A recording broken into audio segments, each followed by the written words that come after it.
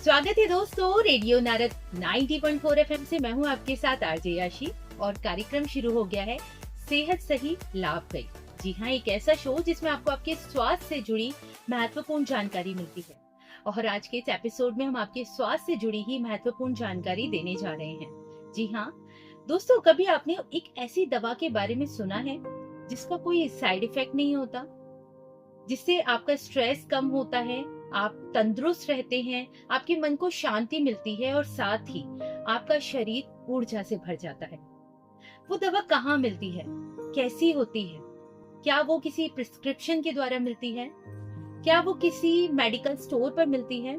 आज इस सब से हम पर्दा उठाने जा रहे हैं, क्योंकि मैं बात कर रही हूँ हमारी संस्कृति योग के बारे में, जिसकी महत्वपूर्ण जानकारी देने के लिए आज हमारे साथ मौजूद हैं मंगलायतन विश्वविद्यालय की योगा की लेक्चरर मिस भावना राज, जिनको करीब 5 साल का इस फील्ड का अनुभव है।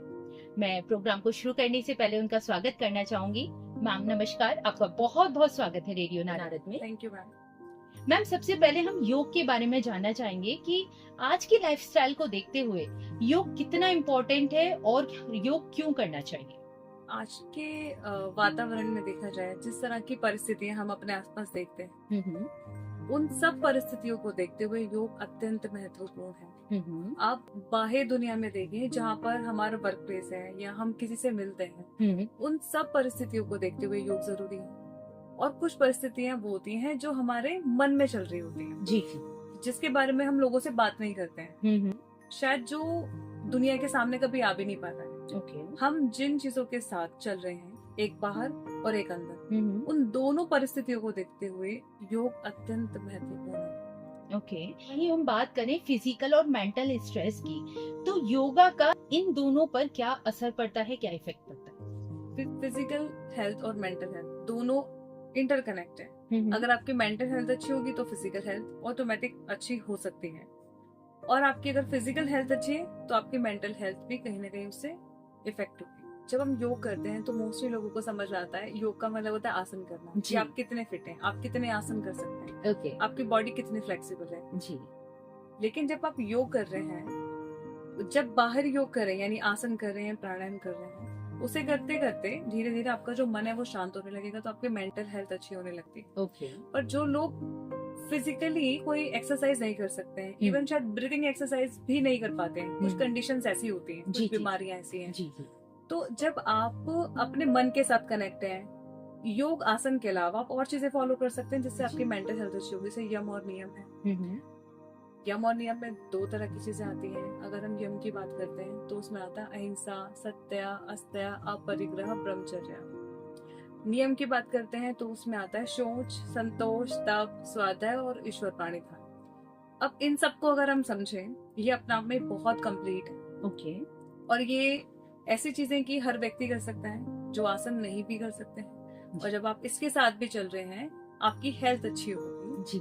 हेल्थ अच्छी होगी, मन अच्छा होगा, और धीरे धीरे करते करते आपकी हेल्थ भी अच्छी होने लगेगी।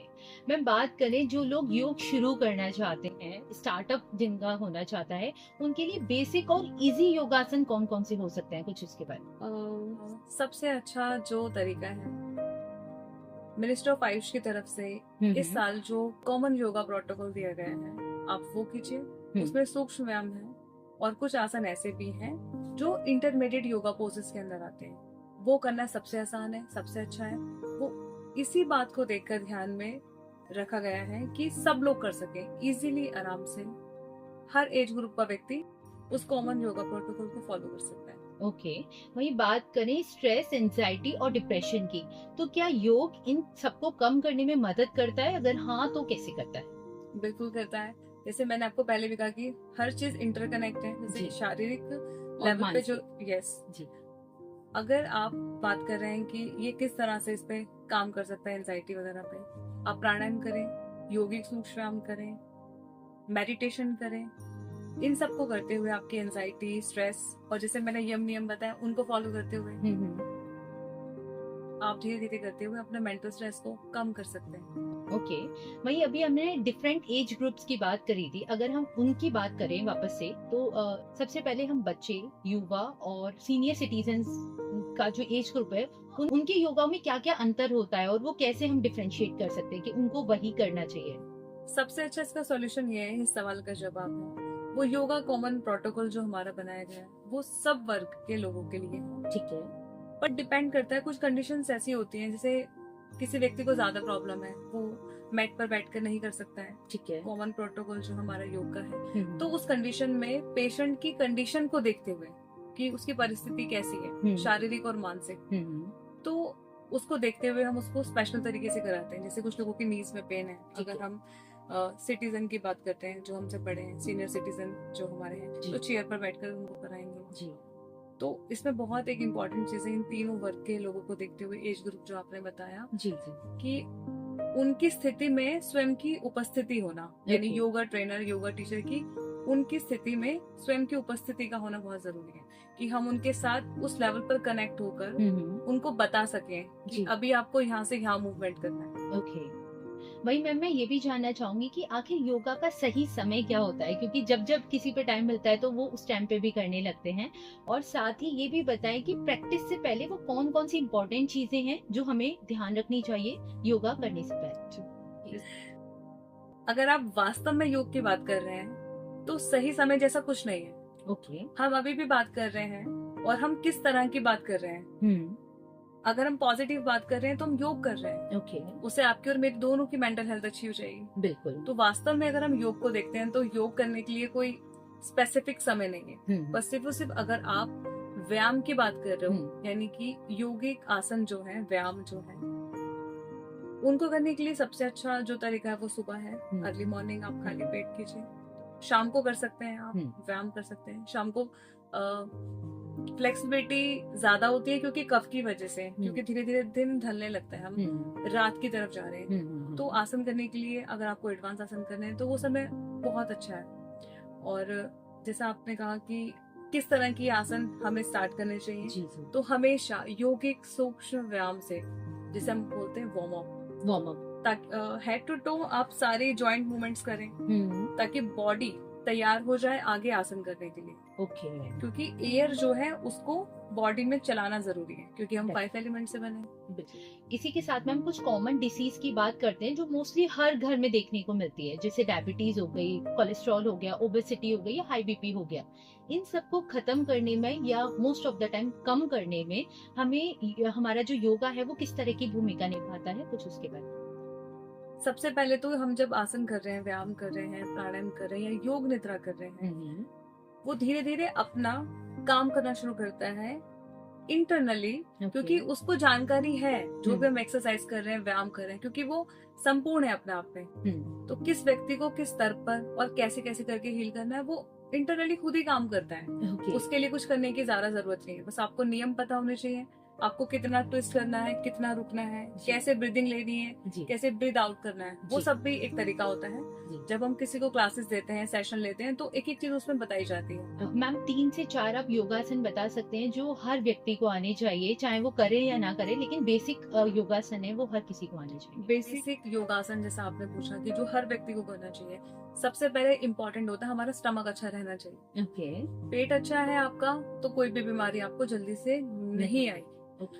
तो मॉर्निंग में उठकर ऊषा पान करके हमारे योग में कुछ आसन हैं जो करने चाहिए। सबसे पहले करना चाहिए ताड़ासन। उसके बाद आपको करना चाहिए तिर्य ताड़ासन, ट्विस्ट करते हैं हम उसके अंदर। उसके बाद हमें करना चाहिए उत्कट आसन। उसके बाद हमें करना चाहिए भुजंग आसन और तिर्य भुजंग आसन।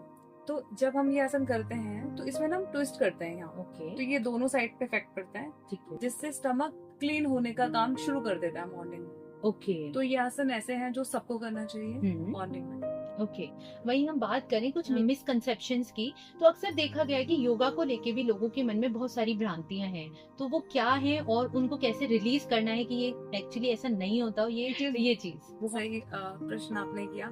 मुझे लगता है कि लोग को लेके जो भ्रांतियां हैं वो सबसे पहले ये है कि लोगों को लगता है योग ये तो बहुत आसान है, ये तो मुझे भी आता है, योग में क्या करना होता है, ऐसे करो योग हो गया। हाँ। मेरी बॉडी तो बहुत फ्लेक्सिबल है।